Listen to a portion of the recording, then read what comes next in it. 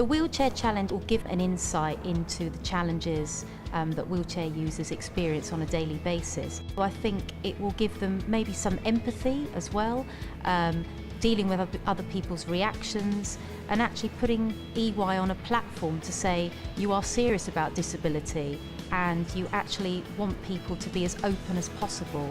And having senior people doing that, I think, allows that conversation to take place. Your legs may not work, but your head has to take over. It's very much a psychological thing as well. Oh, you see, now this is going to be too tight. Yeah, you see, I think we'll go for a backwards. I've spent most of my career with EY, coming up for 30 years, and I became a wheelchair user last year following a serious illness that I had. I think it's fantastic what the Wheelchair 8 are doing today. If this raises awareness of the challenges of being disabled in the workplace, that would be fantastic. I suffer from cerebral palsy. I've had that since being born premature, and for me, now being part of EY, it's about sharing my experiences and showing that a disability can be a strength.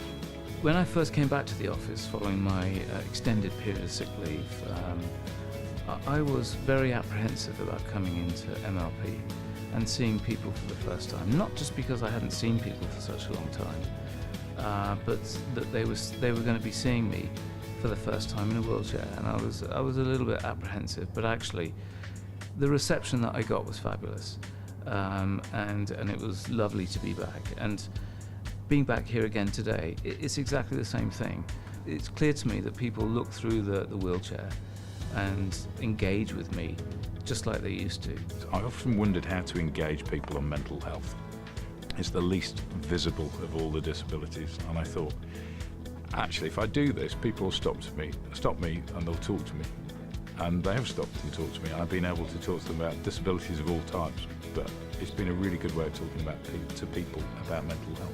I joined as a graduate on our graduate scheme within financial services.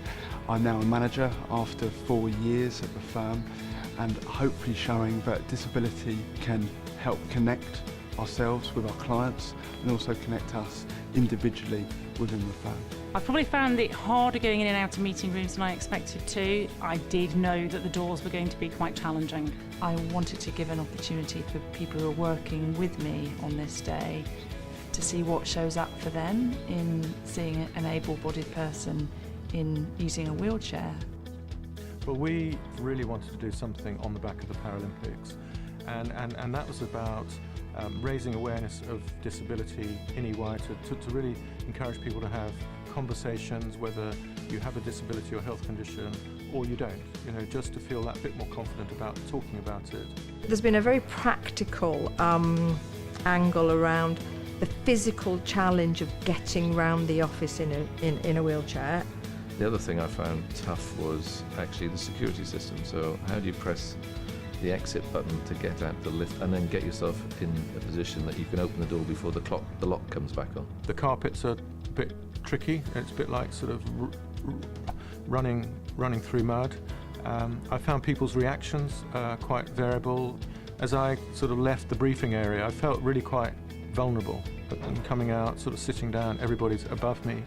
And I've felt that a number of times. I think the surprise has been the different perspective that you get from being at a completely low level. Being nearly 6 foot tall, I've probably dropped to, I'm not sure, 3.5 to 4 foot. I can't even see over the partitions to see whether a colleague is at their desk. Normally I'm 5 foot and I'm always in heels, and I already feel quite short and quite conscious of the high element of being in a wheelchair and the presence, not feeling present. It feels socially awkward, so I'm looking up at people and talking to people like that.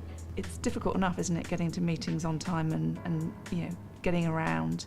But this does slow you up, so I'm finding I'm having to build in more time just to, whether that's a toilet break or getting from one floor to another. This takes longer. I felt that I had to protect my independence within the chair. I had to continue to be in charge of what I was doing, and that's been a real challenge. I've seen people looking at me differently.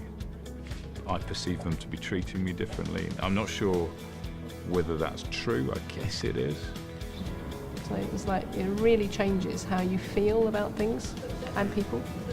in some ways, while some of the challenges around our navigating the building have been difficult, I think it has probably made me realise that once you had adapted to it, it isn't as immobilising as I potentially expected it to be. I see this as a really important issue as part of our wider aspirations to be leading in diversity and inclusion, because if you're a wheelchair user and you don't feel included, then I think that's, you know, a real black mark against our culture, because there must be so much talent out there who also use wheelchairs. I think it's a part about how do we access that talent, but one is making sure that as a business we can access all the talent. We know that there are very talented people out there who are in wheelchairs, so we hope to become a more attractive employer to them, and they can have fantastic careers here at EY.